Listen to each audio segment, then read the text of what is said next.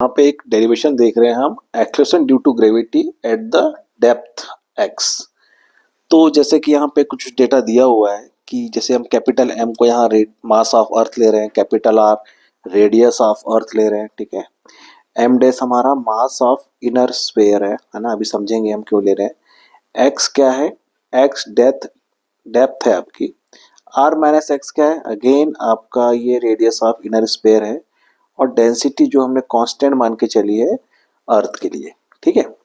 तो हुआ यूं कि पहले आप यहाँ पे थे, ठीक है, वहां से आप नीचे आ रहे हैं ऐसे एक्स डिस्टेंस, ठीक है, आप एक्स डिस्टेंस नीचे आ रहे हैं यहाँ पे, ठीक है भाई।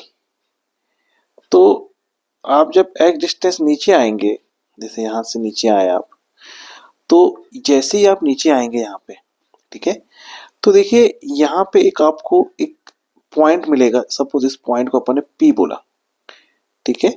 तो ये जो P पॉइंट है ये x distance from the surface है, और जितना हम नीचे आए उस रेडियस को अगर माइनस कर दें तो अंदर एक इनर स्फीयर बनेगा जो r माइनस एक्स रेडियस का होगा उसके सरफेस पे। तो कहने का मतलब आप जैसे ही सरफेस से नीचे आए, ठीक है, तो आपको एक इनर सरफेस मिल रहा है r माइनस एक्स रेडियस का स्फीयर, जिसका मास हमने कितना कंसिडर किया है, m डैश। क्लियर। तो अब यहाँ पे ये बात हमको समझने वाली है कि अगर मैं ग्रेविटेशनल फील्ड एट P देखूं, ठीक है, तो यहाँ दो बातें हो सकती है। Gravitational field due to outer sphere जो कि होगी 0, ठीक है, और ड्यू टू इनर स्फीयर, और वो होगी नॉट इक्वल टू 0। तो इस P पॉइंट पे जो भी आउटर स्फीयर है, जैसे ये, इसके कारण P पॉइंट पे फील्ड कितनी आएगी, 0, क्योंकि नेट फील्ड यहां जाके समीशन जो जितना सराउंडिंग मास है उसके कारण कितना आ जाएगा, 0, ठीक है। ये बात आप याद रखेंगे, ठीक है, ये टर्म आप याद रखेंगे। आउटर स्फीयर जो दिख रहा है बाहर वाला, उसके कारण यहाँ पे 0। तो जो नेट फील्ड बचेगी हमारे पास, ई ग्रेविटेशनल एट P, है ना, due to inner sphere only, तो सिर्फ इनर स्फीयर के कारण बचेगी, ठीक है। ये बात आपको समझ में आई। चलिए अब देखिए यहाँ पे एक छोटी सी हम चीज यहीं पे डिराइव कर लेते हैं।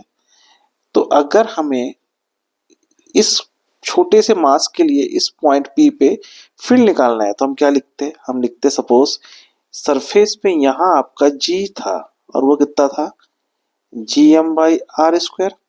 तो इस पॉइंट पे कितना हो जाएगा, देखिए वो हो जाएगा G डैश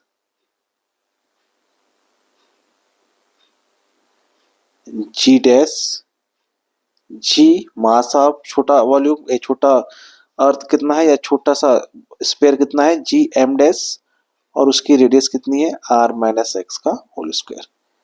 तो ये दो इक्वेशन मेरे पास है, इक्वेशन नंबर 1 इधर है और इक्वेशन नंबर 2 इधर है, ठीक है। तो जैसा कि हम यहाँ लिख चुके हैं कि भैया हमारी जो डेंसिटी है वो कैसी होगी, कांस्टेंट। तो इस हिसाब से हम क्या लिख सकते हैं, देखिए बड़ा मास डिवाइड बाय बड़ा वॉल्यूम, बड़ा वॉल्यूम कितना, 4/3 पाई आर क्यूब, छोटा मास डिवाइड बाय छोटा volume 4/3 pi r minus x का क्यूब। ये पूरा कट गया, तो m कितना आ गया, r minus x cube r cube is equal to m dash. ये वैल्यू मेरे पास m डैश के लिए आ गई है, ठीक है। तो बस अब मैं वैल्यू पुट करूंगा और मुझे आंसर मिल जाएगा। तो g डैश कितना था, ये था आपका g m dash divide by r minus x का होल स्क्वायर। वैल्यू पुट करते हैं, g m यहाँ पे कितना आ जाएगा, r माइनस एक्स का क्यूब डिवाइड बाय यहाँ पे क्या था, r क्यूब और r माइनस एक्स स्क्वायर। देखिए ये वैल्यू पूरी यहाँ पे आ गई। तो ये वैल्यू इससे कट गई, तो यहाँ कितना बचा, r माइनस एक्स। तो g dash is equal to gm r minus x divide by r cube. Further इसको हम लिख सकते हैं gm r square r minus x divide by r। ऐसा क्यों लिखा, ताकि मैं कांस्टेंट वैल्यू g में कन्वर्ट कर पाऊं। तो g dash g r by r minus x by r we can return as 1 minus x by r। तो ये फॉर्मूला किसके लिए बन गया हमारे पास, डेप्थ के लिए। तो what is the formula, this is g depth is equal to g surface bracket 1 minus x by r। ठीक है। अब थोड़ी देर के लिए आप कंसीडर कीजिए कि जो रेडियस थी हमारी r माइनस एक्स, उसको एक नाम दे देते हैं छोटा सा स्मॉल r। तो सेंटर से लेके जैसे जैसे हम आगे बढ़ेंगे ये r भी बढ़ता जाएगा, और स्फीयर के एकदम टॉप पे आके ये r किसके बराबर हो जाएगा, कैपिटल R के बराबर। और सेंटर पे कितना होगा, ये 0। ठीक है।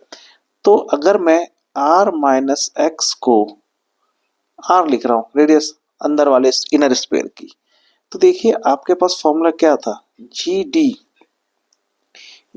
इज इक्वल टू जी, ठीक है, जी सॉरी यहाँ पे G M by R square R, या नीचे आर क्यूब लिख दीजिए डायरेक्टली। ठीक है, ये बात समझ में आई।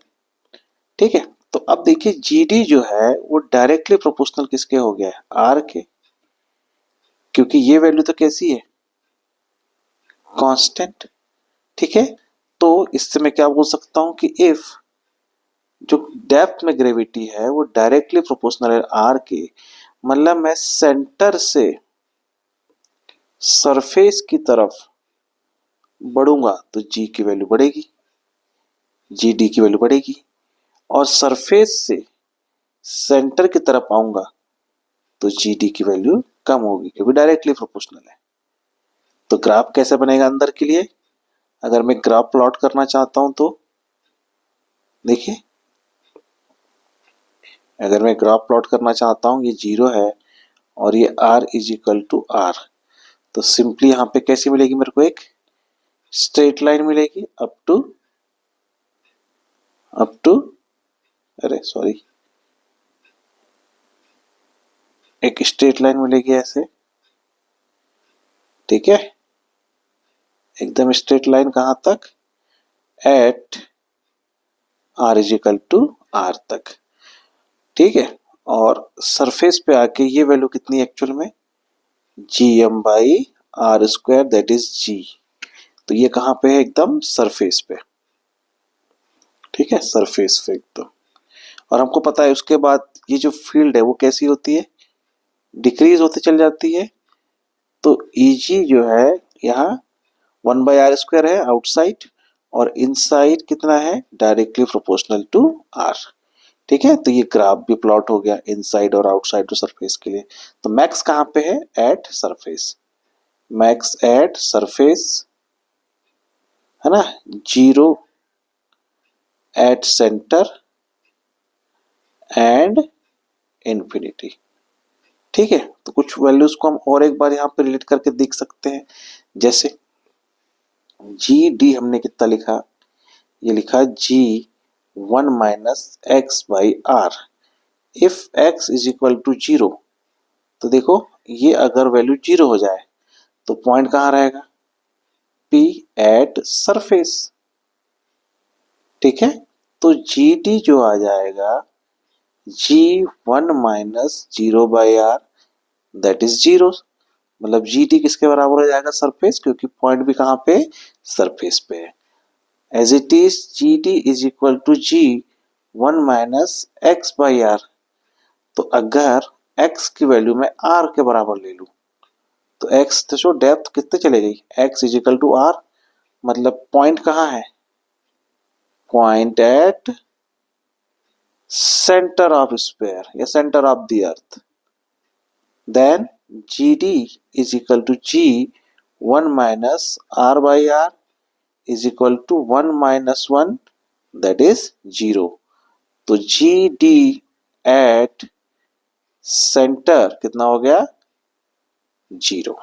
तो ये कुछ पॉइंट्स आप याद रखेंगे और ये डेरिवेशन बहुत इंपॉर्टेंट है। ठीक है, चलिए।